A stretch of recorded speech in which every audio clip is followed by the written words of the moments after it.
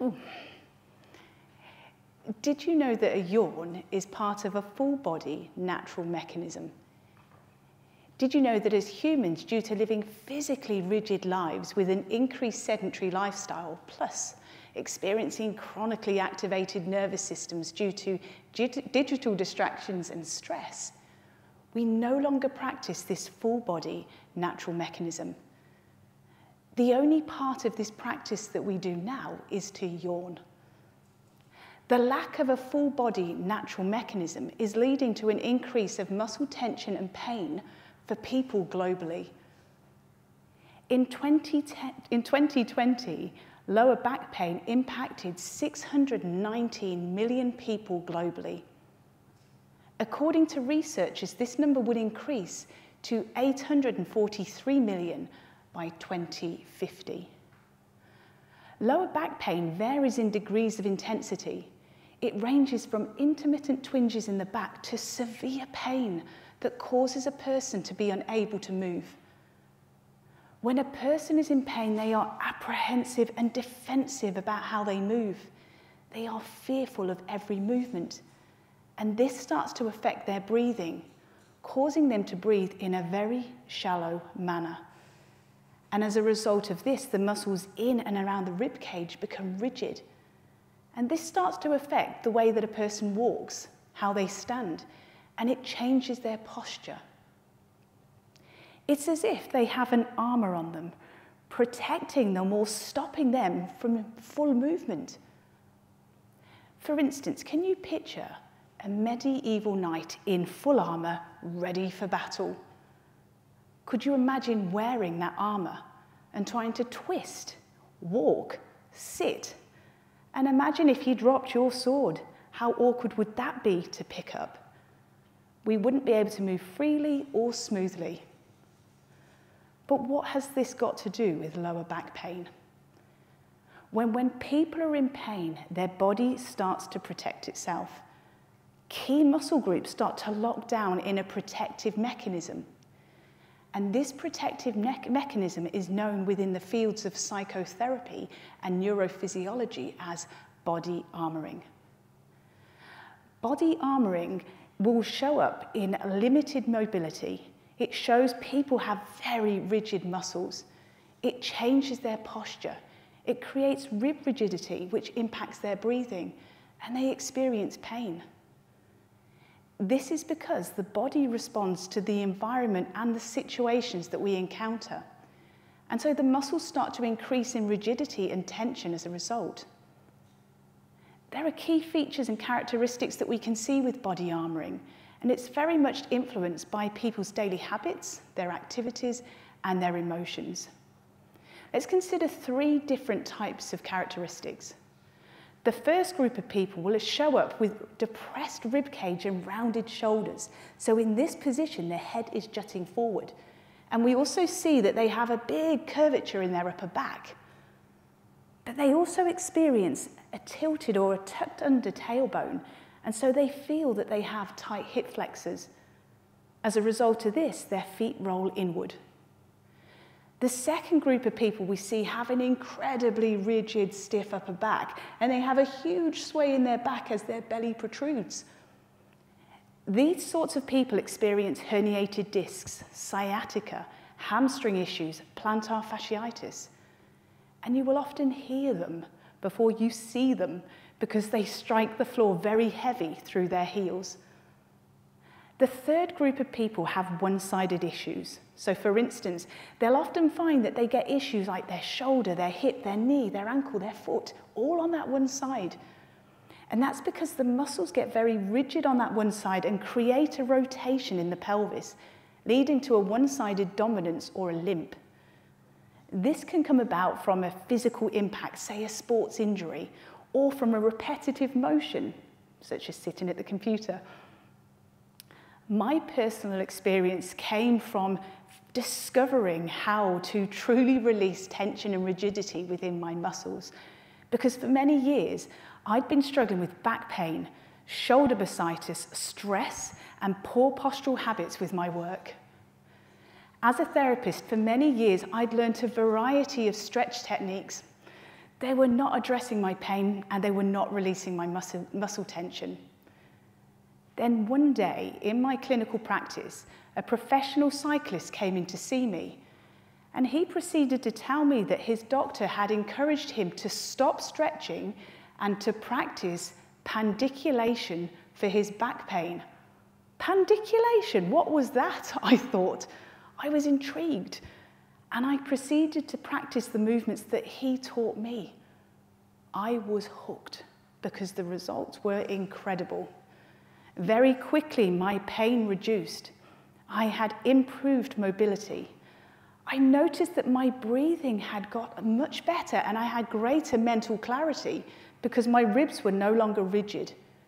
I noticed my softening of muscles, and they also improved in muscle memory and movement. I felt my nervous system was regulated with a greater capacity to deal with the fluctuations in stress.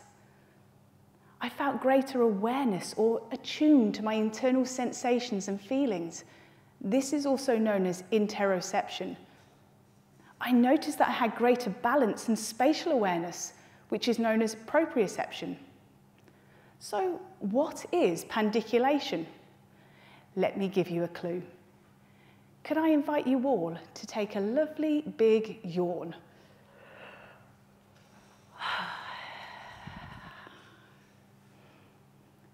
How do you feel after your yawn?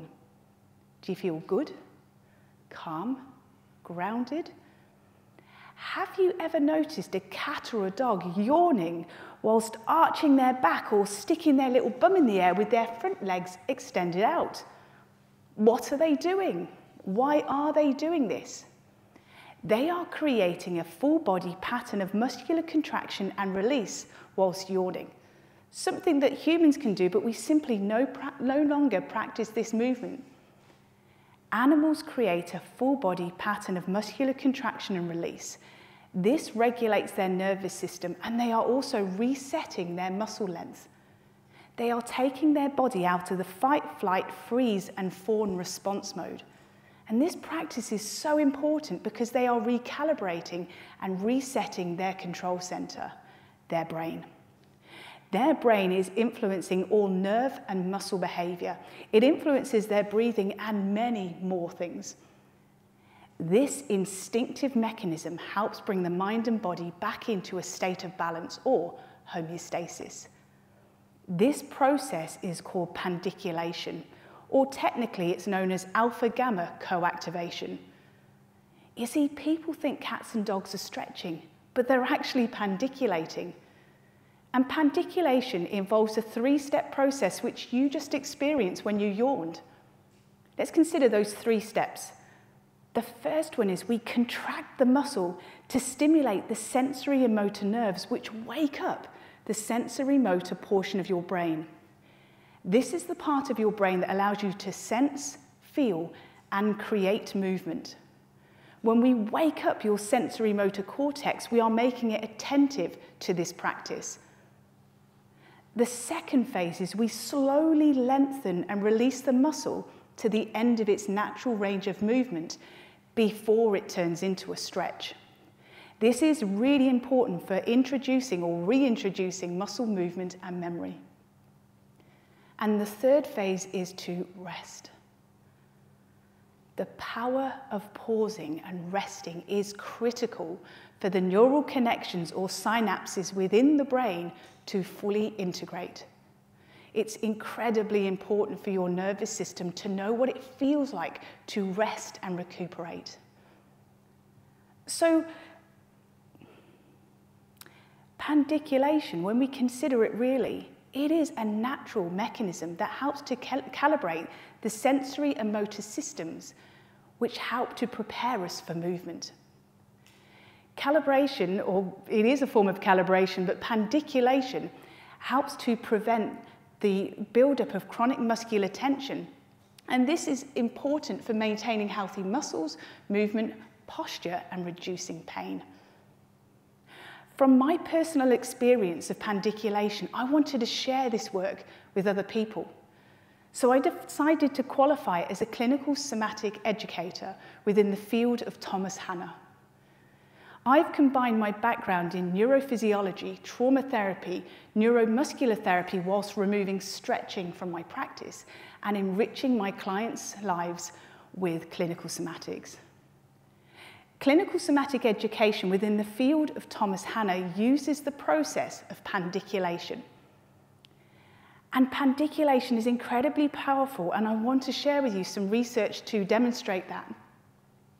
So some research was conducted in Saudi Arabia with 103 people ranging between the ages of 27 and 71 years.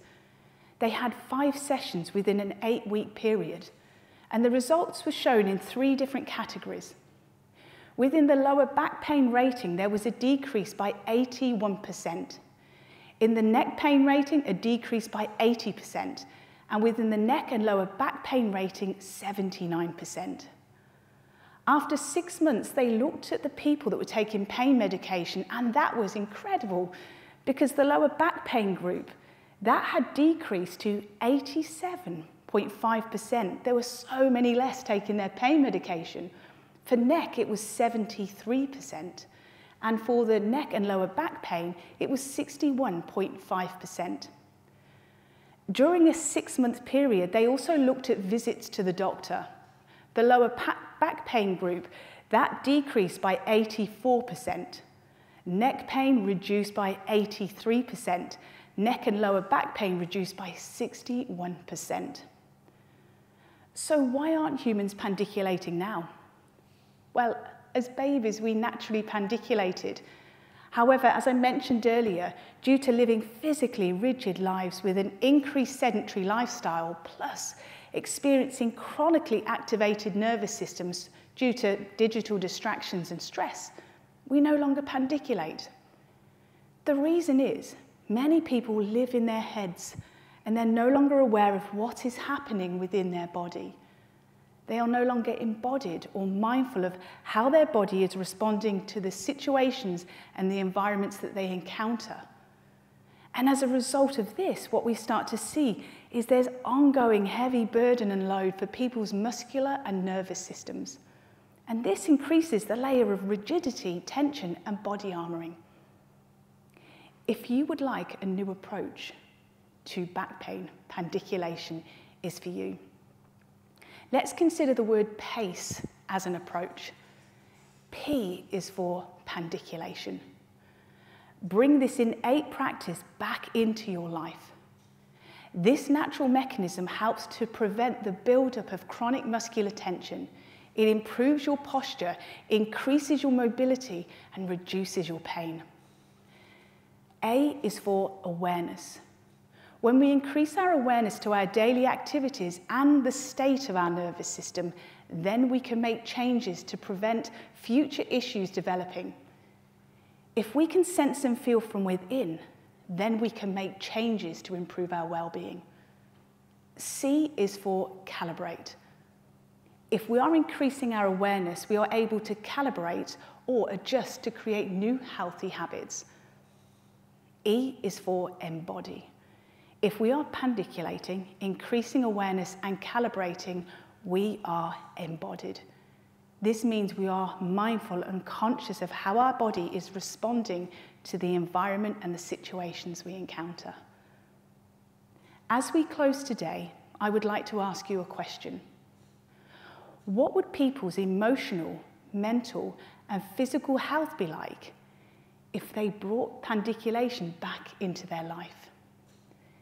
Imagine how their pain would ease, their movement would increase, their posture would improve, and they would have a greater quality of life. I suggest pandiculation is an idea worth spreading.